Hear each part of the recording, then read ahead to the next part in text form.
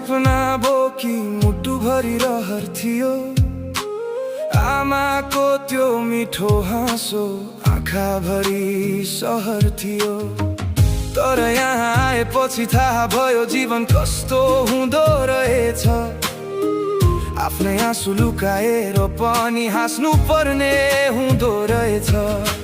दिनभरि पसिना बगाए, रातभरि सम्झना आयो।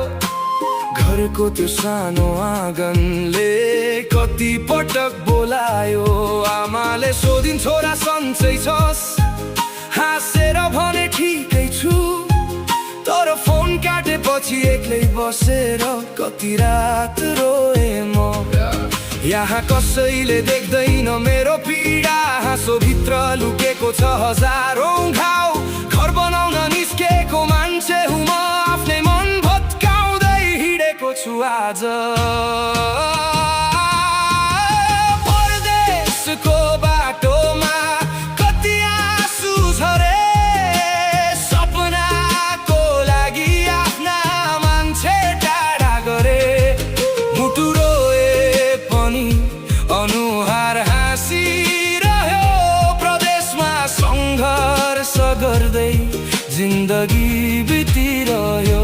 आमा तिमी नरौ, म एक दिन फर्किन्छु। खाली हात गए पनि तिम्रो काखमा फर्किन्छु। यो परदेशले जे दिए पनि एउटा कुरा सिकायो, आफ्नो देश र आफ्ना मान्छे भन्दा ठुलो केही रहेनछ। चिसो रात थाकेको शरीर, निद्रा आँखामा छैन। मनको कुरा सुनिदिने यहाँ आफ्नो कोही छैन। कामको बोझ काँधमा बोकी भविष्य खोज्दै हिँडे, आफ्नै उमेरका खुसीहरू अरूको आँखामा देखे। दसैँ आयो, तिहार आयो, घरको यादले सतायो।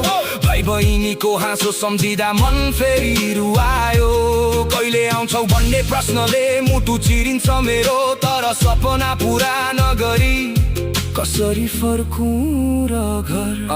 म यहाँ हार्न आएको होइन, जित्न आएको हुँ। आफ्ना मान्छेको भविष्य बनाउन निस्केको हुँ। खाउ धेरै छन् तर आवाज अझै बाँकी छ। आँखा रसाए पनि सपना अझै जिउँदै छ। कसैले भन्छ परदेशमा पैसा छ, जिन्दगी सजिलो छ।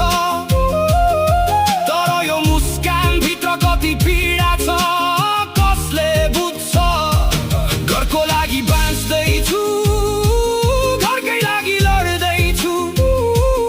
एक दिन यही सङ्घर्षको कहानी सुनाउँदै फर्किँदैछु। परदेशको बाटोमा कति आँसु झरे, सपनाको लागि आफ्ना मान्छे टाढा गरे। मुटु रोए पनि अनुहार हाँसिरह्यो, प्रदेशमा सङ्घर्ष गर्दै जिन्दगी बितिरह्यो। एक दिन फर्किन्छु म आफ्नै गाउँको बाटो हुँदै। आमाको काखमा टाउको राखी सबै पीडा बिर्सिँदै। परदेशले थकाए पनि हिम्मत अझै मरेको छैन। मेरो सङ्घर्षको कहानी अझै सकिएको छैन।